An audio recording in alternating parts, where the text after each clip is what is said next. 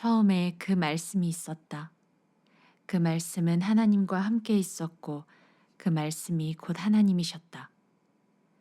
그 말씀은 첫날부터 하나님을 위해 준비된 말씀이었다.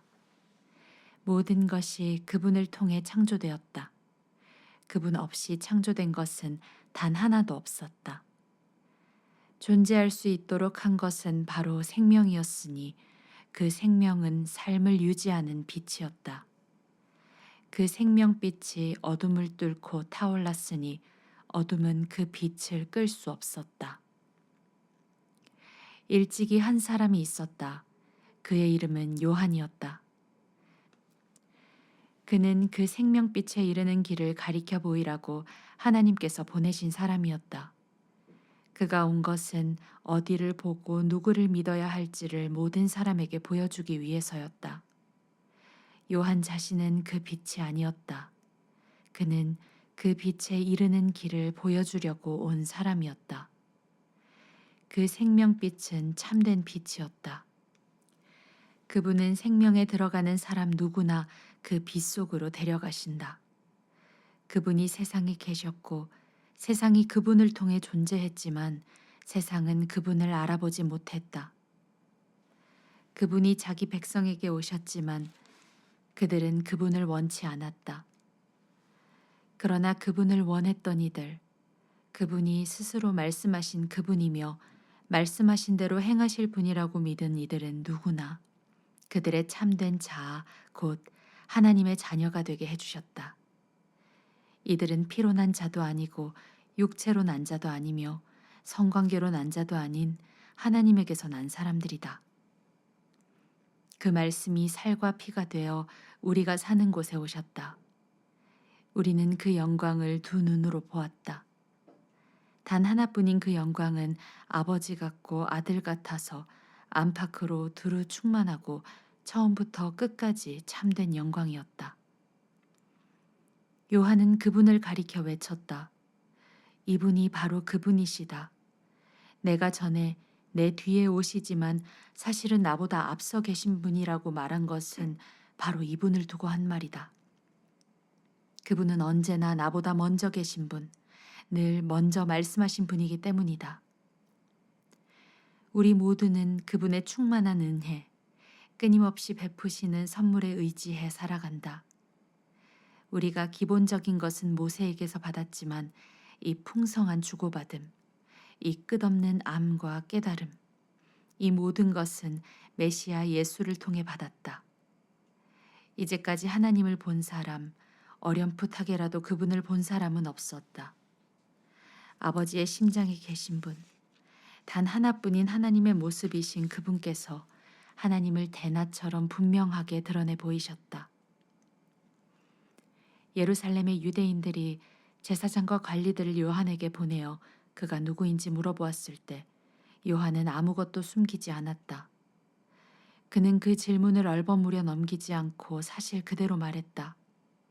나는 메시아가 아니다. 그들이 다그쳐 물었다. 그렇다면 누구란 말이요? 엘리야요? 아니다. 예언자요? 아니다.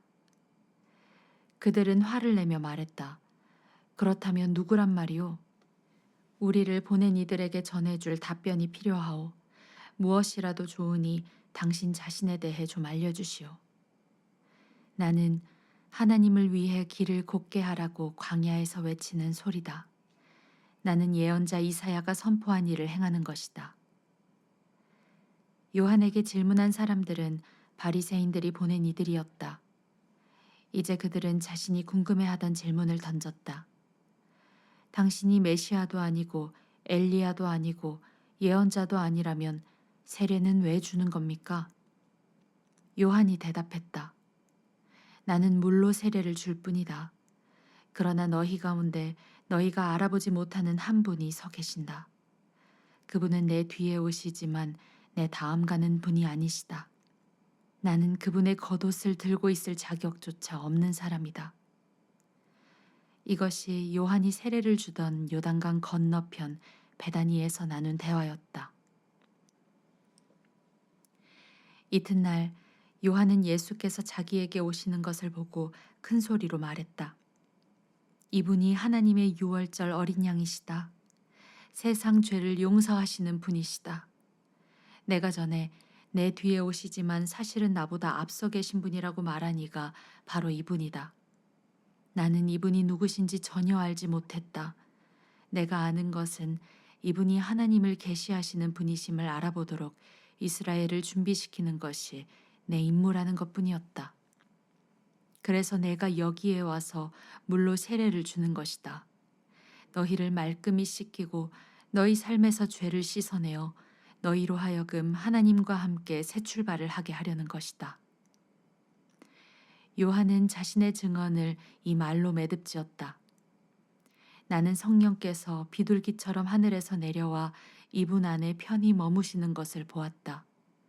다시 말하지만 내가 이분에 대해 아는 것은 물로 세례를 주라고 내게 권한을 주신 분께서 너는 성령이 내려와 한 분 위에 머무는 것을 보게 될 텐데 바로 그가 성령으로 세례를 줄 것이다 라고 말씀하신 것뿐이었다. 나는 정확하게 그 일이 일어나는 것을 보았고 그래서 너희에게 말하는 것이다. 이분이 하나님의 아들이신 것에는 조금도 의심의 여지가 없다. 이튿날 요한이 두 제자와 함께 자기 일터에 있다가 예수께서 근처를 지나가시는 것을 보고 말했다. 하나님의 유월절 어린 양이시다. 두 제자는 요한의 말을 듣고 예수를 따라갔다.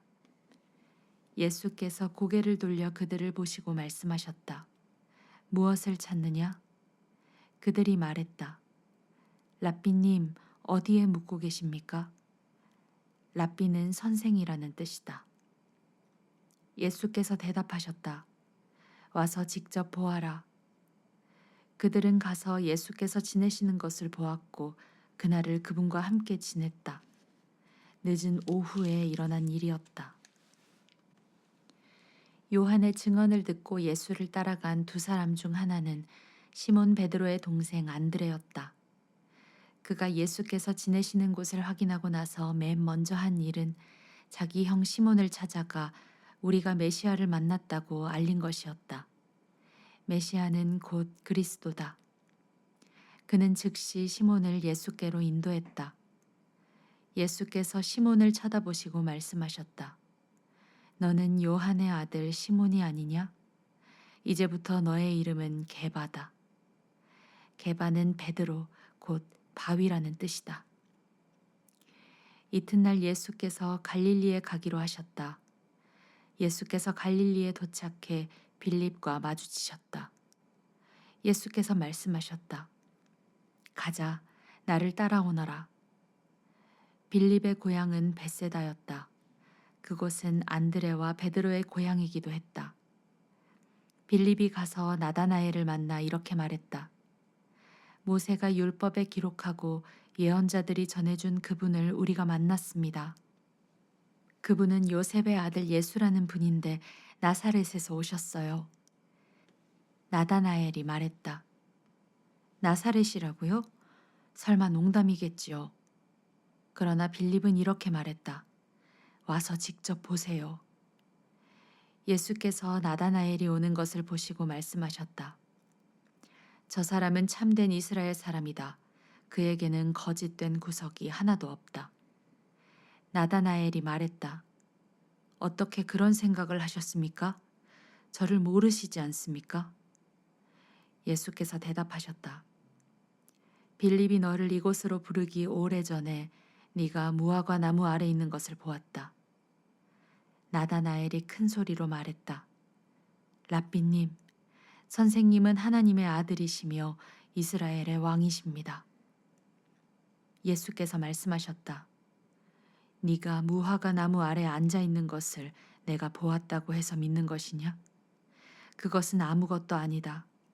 이 일이 끝나기 전에 너희는 하늘이 열리고 하나님의 천사들이 인자 위에 오르내리는 것을 보게 될 것이다.